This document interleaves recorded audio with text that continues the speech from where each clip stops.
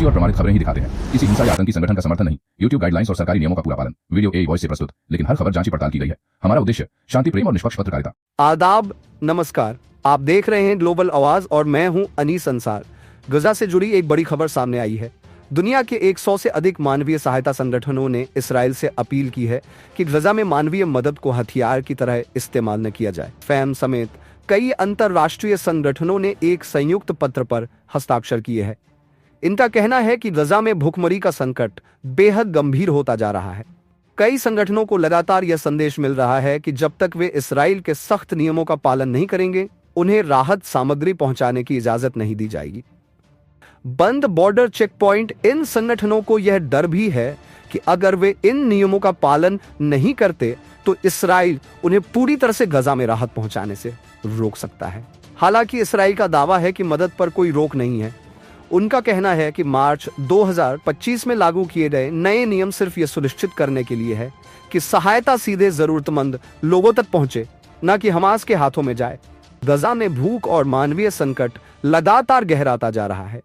अंतर्राष्ट्रीय संगठनों की ये अपील दुनिया को एक बार फिर यह सोचने पर मजबूर कर रही है कि क्या मानवीय मदद को सियासी हथियार के रूप में इस्तेमाल किया जा रहा है। दोस्तों, यमन की सशस्त्र सेनाओं ने इजराइल पर एक और बड़ा हमला किया है और इसके साथ ही अरब और मुस्लिम देशों को सख्त चेतावनी भी दी है। फिलिस्तीनी मुद्दे से मुंह मत मोलो।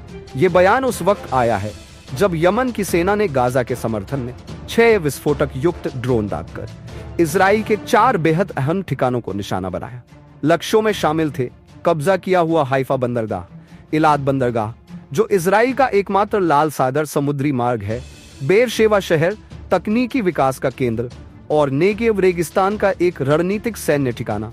यमनी सेना का दावा है सभी लक्ष्य सफलतापूर्वक हिट किए गए हैं।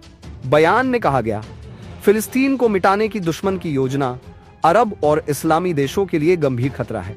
अगर गाजा का समर्थन नहीं किया गया तो दुश्मन अगला निशाना दूसरे देशों और उनकी जनता को बनाएगा। सेना ने साफ किया है, ये हमले तब तक जारी रहेंगे जब तक इजराइल गाजा पर युद्ध और नाकाबंदी खत्म नहीं करता। International report. ग्रेटर इजराइल पर बड़ा मध्य पूर्व में तनाव। Cairo, Riyadh, Gaza, Ramallah. Israel के प्रधानमंत्री बेंजामिन नेतन्याहू द्वारा अपने तथाकथित ग्रेटर इजराइल विजन को दोहराए जाने के बाद अरब जगत में कड़ी प्रतिक्रियाएं सामने आ रही है। मिस्र की आपत्ति। अरब गणराज्य मिस्र ने इस बयान की कड़ी निंदा करते हुए कहा कि यह क्षेत्रीय स्थिरता के लिए खतरा है। काहिरा ने औपचारिक स्पष्टीकरण की मांग की और चेतावनी दी कि इस तरह की बयानबाजी शांति प्रयासों को कमजोर करती है और तनाव को बढ़ावा देती है।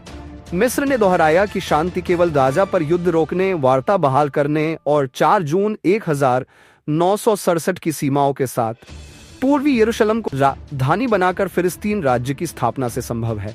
सऊदी अरब का रुख। सऊदी विदेश मंत्रालय ने नेतन्याहू के विजन को खारिज करते हुए इसे इजराइल की विस्तारवादी नीति का हिस्सा बताया। रियाद ने फिलिस्तीनी जनता के स्वतंत्र और संप्रभु राष्ट्र के अधिकार का समर्थन किया और अंतर्राष्ट्रीय समुदाय को चेताया कि इजराइल की नीतियां वैश्विक शांति के लिए गंभीर खतरा है। हमास का पलटवार। हमास ने नेतन्याहू के बयान को फांसीवादी सत्ता का सबूत बताते हुए कहा कि यह पूरे क्षेत्र की भूमि हड़पने की महत्वाकांक्षा को दर्शाता है। संगठन ने अरब देशों से अपील की कि वे राजदूतों की वापसी, सामान्यीकरण रोकने और कब्जे का सामना करने के लिए एकजुट हो। हमास नेता इज्जत अल रशक ने चेतावनी दी कि नेतन्याहू का एजेंडा अरब और मुस्लिम देशों की संप्रभुता के प्रति अपमान है और अगर गाजा को आज अकेला छोड़ा गया तो भविष्य में पूरे क्षेत्र में खून खराबा हो सकता है।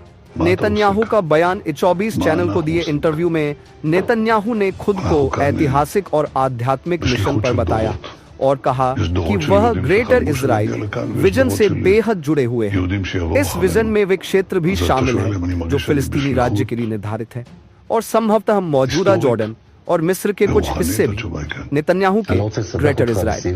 बयान ने पहले से ही संवेदनशील मध्य पूर्व में राजनीतिक और कूटनीतिक तनाव को नई ऊंचाई पर पहुंचा दिया है। मिस्र और सऊदी जैसे प्रमुख अरब देश खुलकर विरोध कर रहे हैं। हमास आक्रामक रुख में है जबकि फिलिस्तीनी प्राधिकरण गाजा पर युद्ध के बाद नियंत्रण चाहता है। आने वाले दिनों में यह विवाद क्षेत्रीय राजनीति की दिशा तय करने में अहम साबित हो सकता है। फिलहाल के लिए इतना ही। देखते रहिए ग्लोबल आवाज, सच के साथ।